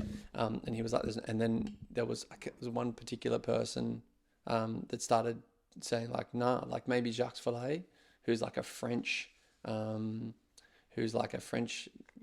alien enthusiast. There's a movie called Close Encounters of the Fifth Kind that's done by Steven Spielberg. And there's maybe that's the one I've heard. Yeah, it could be. And there's like a French scientist in it, and that's based upon Jacques Vallée. So how come those 3 girls had the interaction with the alien but didn't get sick? I don't know. I don't think they touched it. Oh, they don't think they touched it. Yeah. Oh. So you reckon the US government has this alien, like has an actual alien? I think they have loads. In Area 51? I don't know. I think all over the place. Yeah. That's What do you think they do with them? I think they back engineer it. I think there's got to be some sort of agreement that's happened at a really high level. Like with aliens? Yeah. I think it's interdimensional. Sorry. No, sick. Yeah. So I think that the reason why, and this is more of a recent theory that I think a little bit, is like the reason why I don't think they fly in via come past, Venus and Saturn, and they're just cruising and they're just going to cruise through to Earth, just like in a traditional sense that we think would be the way, just like you travel from Shell Harbour to Wollongong. Yeah, you drive there. I think it's interdimensional, and like I think that's how they're jumping. I think that's how they're able to jump around. I think they've been here for forever. Really? I think they're transmedium. What does that mean when you mean transmedium? Dimensional. No, they're in the ocean. Oh, they're in the ocean. Yeah. So they're like fish. the depths of the ocean. Yeah. What made you come to that conclusion? There's been a number of like sightings and discoveries of like where there'll be craft that'll sit just below the water, and they'll bounce in and out of the water. Oh. Damn. What do you think about the pyramids? I reckon there's some sus stuff going on with the pyramids. What do you mean? Yeah. I think there's definitely like I think that we as humans have become totally disconnected to what we can really gain access to, and what we can, like you talk a little bit about a spiritual connection and getting that spiritual connection through stuff like meditation or whatever the case may be. I think there's that technology in a lot of ways, or governments or people or whatever the case may be, we've become really disconnected from the feeling of a human and what we actually have power to, and more in the physical stuff that goes on, like our phones or, whatever the case may be. Yeah. Have you heard the theory of the Anunnaki? No. About the pyramids? Isn't it? No, it's Anunnaki. But it's like the theory. I heard it on Joe Rogan. I heard Joe Rogan talk about it. It's the theory of like why we are so obsessed with gold when it's such like a finite thing. And it's like these like aliens, we could say, or godlike creatures came down to Earth because their planet is ringed in gold and their planet was going to die. Or something like this, right? And they need gold to fix their atmosphere. Right. And they like instilled the want for gold for us, so that when they die, they would take the gold, or somehow have access to our gold that we would mine, because Earth was rich in gold. Yeah, right. And they gave us the knowledge of like technological like advancement, how we became so good at building, so good at all this stuff, and it was all meant to like harvest gold for this Anunnaki to like repair their atmosphere. And it was like, this guy's frothing it. Kind of interesting. Yeah. And it's like, yeah, it's like this. I've heard like It's like this Anunnaki took one guy and was like gold, like put this like want of gold and taught him how to like build everything, and then threw him back into Egypt, and they built just Egypt. Like that's the theory, and just gold Egypt. That's why they all were obsessed with gold and took it with them in the pyramids. Really? That's what they reckon. Yeah, right. Like the Anunnaki and the Egyptian stuff. That's gnarly. I had the Nibiru theory of like, have you heard of Nibiru? No. It's like, bro, look at it. I heard of this one. I don't know exactly what the theory is, but there's like this planet named Nibiru or something. These aliens came down and built the pyramids or something like that. I don't know. Like, yeah, what do you think about the pyramids? I don't know about the pyramids. It's kind of interesting. Like, I've seen a bunch of different ways that they could be made, especially through the motion of sound. Like Sound? I've seen that, harmonic like sound, frequencies like and frequencies. stuff. Really? Yeah. I haven't done much research into like the pyramids. Like, there probably is an explanation for it, but I don't know. It's fascinating. I'd love to see them. Yeah. Like, I Because would the love to. blocks are huge. They're like, Huge. how many tons? Like 2 tons or something like But that? even like in the King's Chamber, there's like 9 or 10 ton ceiling stones in there. Yeah, it's Like crazy. these huge things. Ridiculous. Yeah, it's pretty fascinating. Aliens built the pyramids. But there's definitely got to be something going on, right? Like, you know, and even just like the evolution of the human itself, like how we've evolved so quickly in a lot of ways, in such a short period of time. If you believe in the concept of evolution, like why haven't chimps or, you know, wolves or bears or something evolved like humans have? Yeah. And you think that aliens have I don't know. thing It's just kind of fascinating, right? Yeah, of course. Especially in the last, like, I don't know if we're just on this mad technology trend, but certainly if you think about that, governments and people have access to alien-like technology, and that's promoting or influencing the technology trend that we have. Because if you look at like 200 years ago, you know, everyone was kind of on horseback riding around, you know, we kind of had trains and it was like very, you know, like 1886 Yellowstone kind of vibe. Yeah. And then you looked at anywhere like the 50s and then the 60s and then the 70s and then the 80s. And then we've just gone fucking sizzler. Do you know what I mean? Since then. And you've got, you know, more computer power than they had in, if you think about the moon. Yeah. You know, 50 times more computing power in your phone than they had in the rocket ship. In the ship, I reckon, that made the moon landing. Like, get the fuck out of here. Yeah. No way we went on that thing. I just like the concept of the internet and all that sort of things. There's definitely someone that's getting a hookup somewhere along the line. So you reckon an alien had influence in our technological advancement?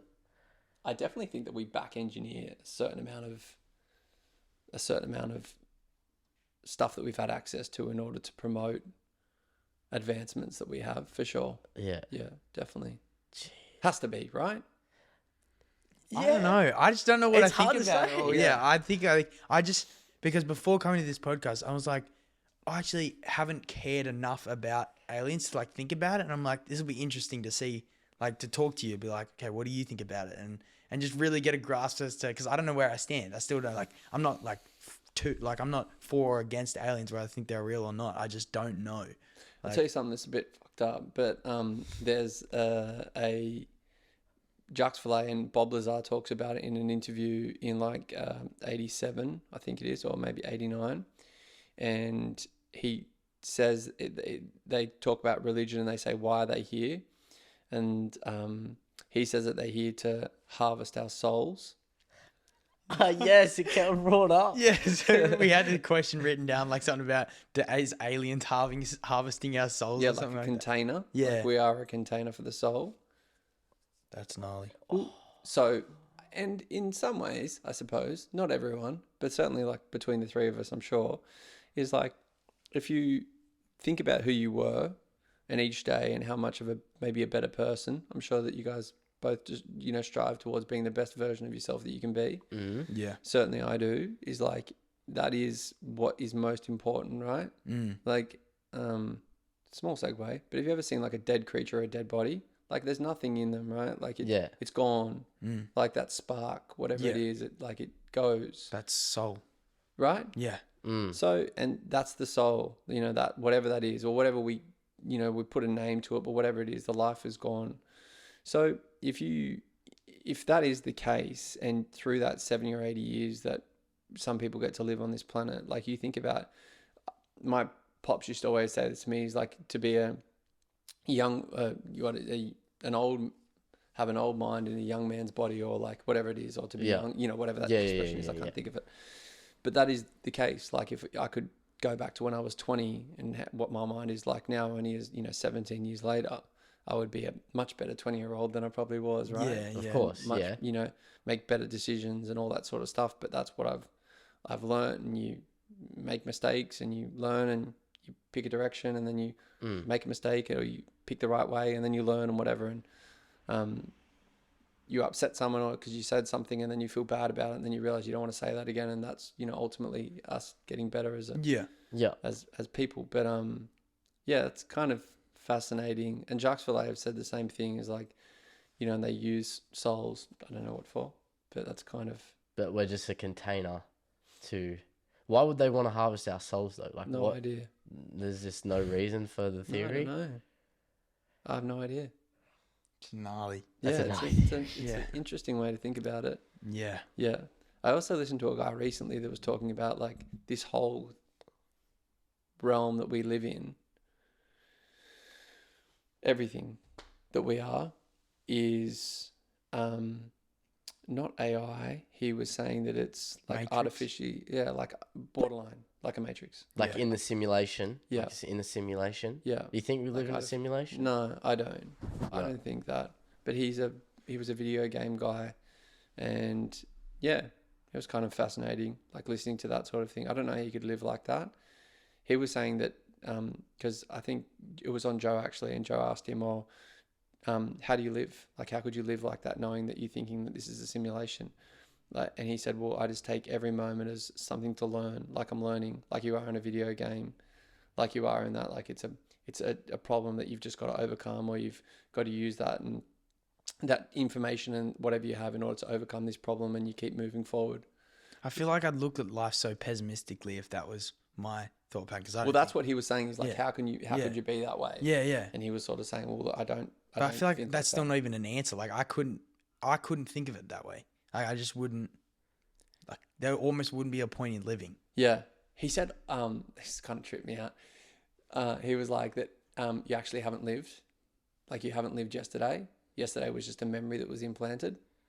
Yeah, really it's wild. Think about that for a sec. Because today is just the day. So today and everything, like you are in a video game, like it only the screen only what's the word I look for? Like, so this room populates for us. Looking out that window populates for us. But like windowing, it's not real. It doesn't happen right now because I haven't walked over there.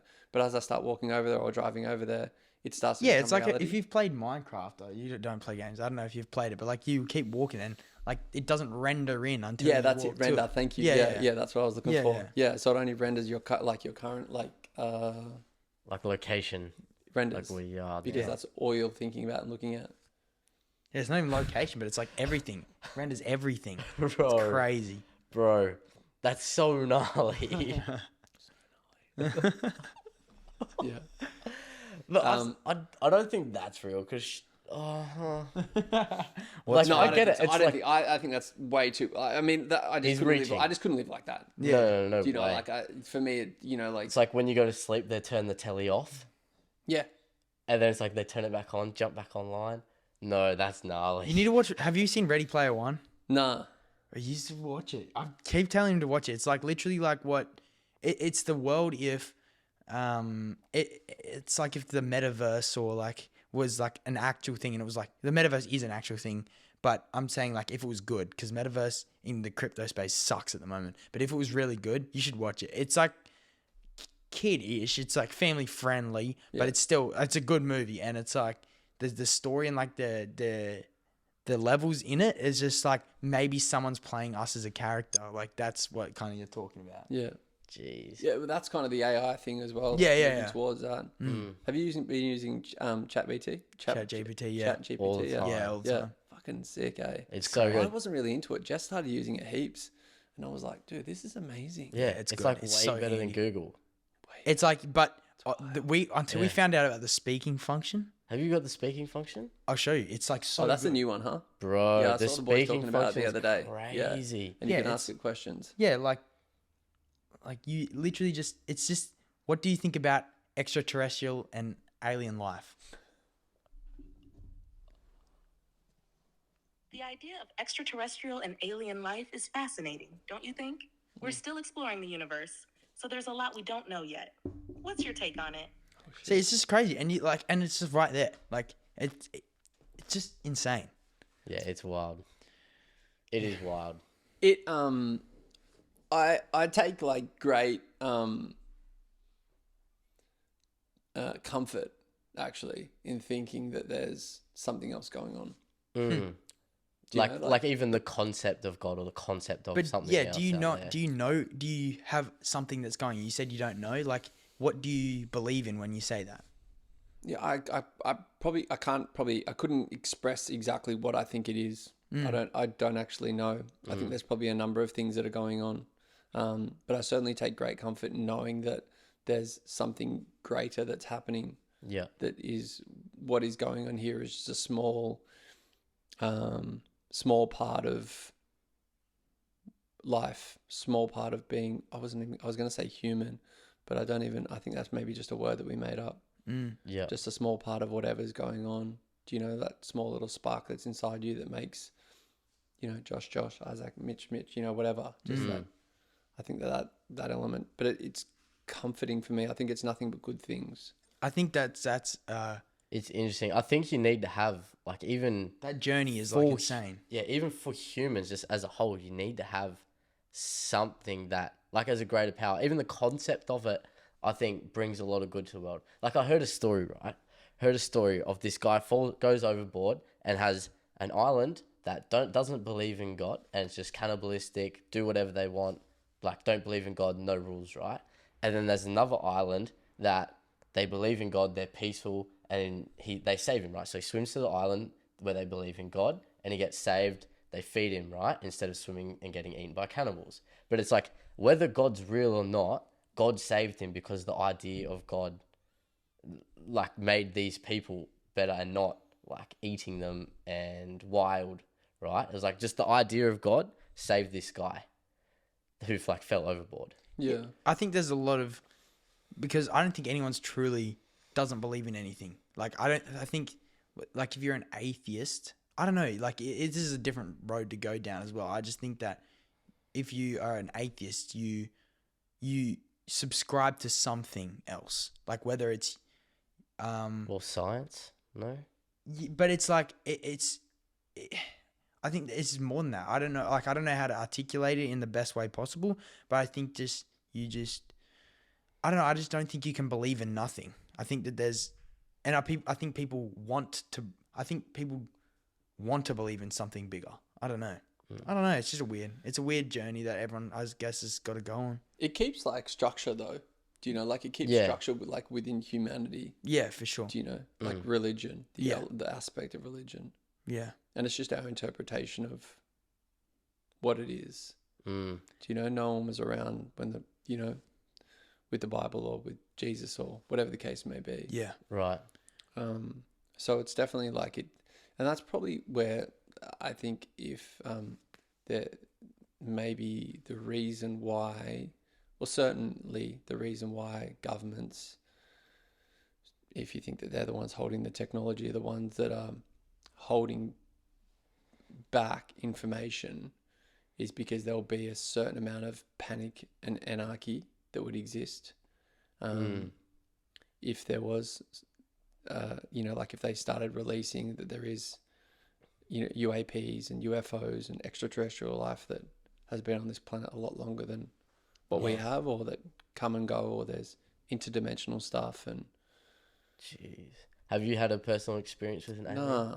Do you want one? Yeah. I ask for it too. Like, I do. Like, I ask. I'm ready. You're ready to see one? Yeah, I don't, like, walk around being like, I'm ready. But, like, if, like, especially when we're out in the Highlands, like, you can properly see the stars in the sky, and, and it's dark, especially at dark, not so much in the daytime.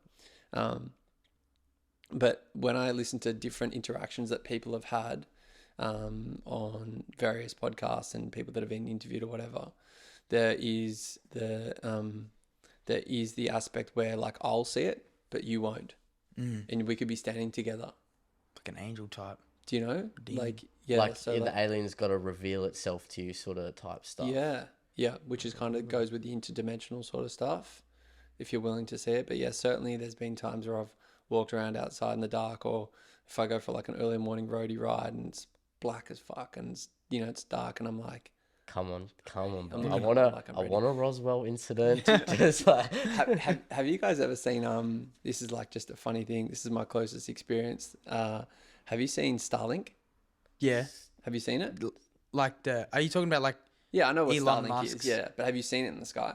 oh yeah. I have. you? Yeah. Okay. I saw it when I was in Snowshoe, and another guy's like, "Look, it's Starlink, this thing," and brought it up on his phone. Fucking insane. Yeah, Eh? that's gnarly. Well, I was riding to meet the boys in town one day. It was early in the morning. It must have been like 4 or 5 a.m. And I was, like, just riding along, and the same sort of thing. I was like, I'm ready. And I literally looked up, dog, and it was like, it looked like 30 stars, maybe more, all in a line, and just, like, moving across the sky like this. And you're like, "Come on, calm I down." was like, what the fuck? I like stopped my bike and I'm like, aliens. I'm like, what is that? And then I was like, oh, it's got to be Starlink. Like, it took me a second, but I was like, it blew my mind. I was so stoked. Yeah, that's mad. Yeah. Because you can like look it up on your phone and like see where it is and stuff in the sky. Can you? Yeah. Yeah, sick. This guy, I think it was George's mechanic or something. I can't remember who it was. But he was like, look, Starlink's going to come in like 10 minutes. Oh, really? Because he had it on his phone. You track where it is like around the world, like Yeah. on the thing. And it was like gnarly to see. It was like, Yeah. it's hectic. Incredible, dude. Incredible. It's insane. But yeah. Yeah, I mean, Yeah, apparently it like laps the world like every hour or something. Yeah, I think it goes quick for sure. Yeah. Yeah, my pops is going to get it for his van so he can get like high speed internet in the middle of nowhere. It's such a good thing, hey. Yeah. Is it spenny? Oh, It's like not too $180 bad. a month, I think it is. Bro, it's kind of a cool thing. It's like $180 for a flying thing in space that just gives you internet, Unlimited internet. which is wild. Which to is like, think. if they're in, like they're at the moment, they're in Northern Territory. Yeah, wow. They just, It's almost alien yeah, technology. I got farmer friends who like they've Yeah, never been able for to sure. have Netflix or Yeah. anything like that, and then they got Starlink and watch Netflix and whatever they want. yeah. It's almost alien technology. Maybe. Like, Yeah. But I would encourage you to go and have a look and like, and listen and just like even those couple of documentaries, like they don't go for that long. They only go for like an hour each, but it's fascinating. Like whether you think the person's lying or not, or like whatever the case may be, like it's the thing that gets me is like Bob Lazar, yes, okay, in the 80s, whatever, and his story hasn't changed, all that sort of stuff. There's loads of stuff to back it up, by the way, but like the kids thing gets me because like kids like typically won't lie. Like they will lie, let's say, but they won't lie 25 years later.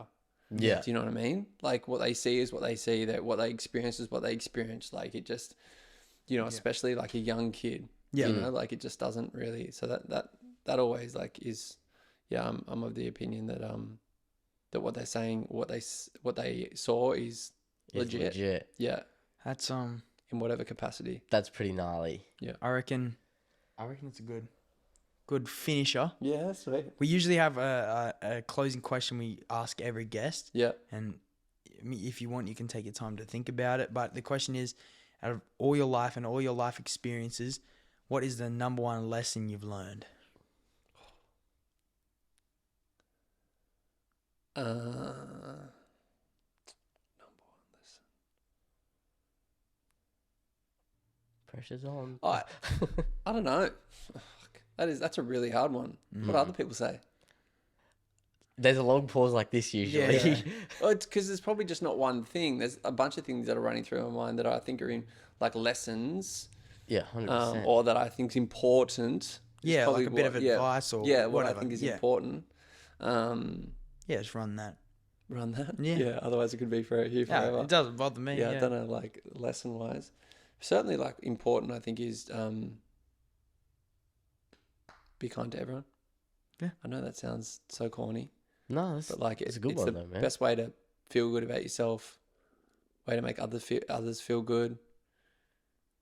Do you know, like, I don't know what a good lesson, good advice is like telling people what you think, especially if it's a nice thing, like paying people compliments. Do you know? For sure. Dino for said sure. something very similar. Yeah.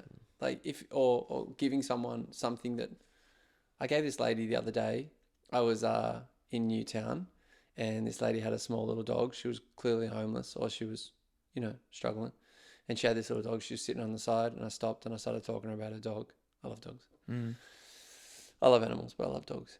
And I had $5 in my hand. And I was like this, because I went to buy a coffee and the guy couldn't make me a coffee for whatever reason. So I never have cash, but I had $5 in my hand like this. And she was looking at me and she was looking at the $5. She's looking at me, looking at the $5. And she's like, "You going to spare cash?" And I was like, "Yeah." And I just gave her the $5 like this. And then we continued talking about it. It comes back to the 50 grand thing. Like it's just $5 and I don't do that a whole lot. I should do it more, but it made me feel really good. But certainly like saying nice things, not just thinking them, is like telling people what you think, telling people that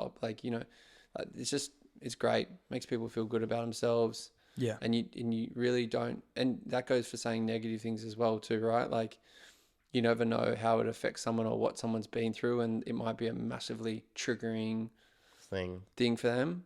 And for the same token, they could be on fucking death's door, ready to jump off the cliff. Yeah. And you say something nice to them. That'd be the answer. Yeah. Say, say nice things to people. That's good advice. Yep. Be kind. Oh, that's good, bro. Yeah. Perfect. Thanks, lads. Thanks for that. Was awesome. On. Yeah, it was really good. It was actually bro. Thanks for coming on, man. Jumped Really on appreciate it. Things, eh? Yeah. Yeah. Covered some good topics. Yeah, it was interesting, eh? Yeah, it was good. Yeah. No. Anti-vaxxers all the way to fucking aliens. It's classic jiu-jitsu chat. Yeah. Awesome. Thanks again, bro. That was sick.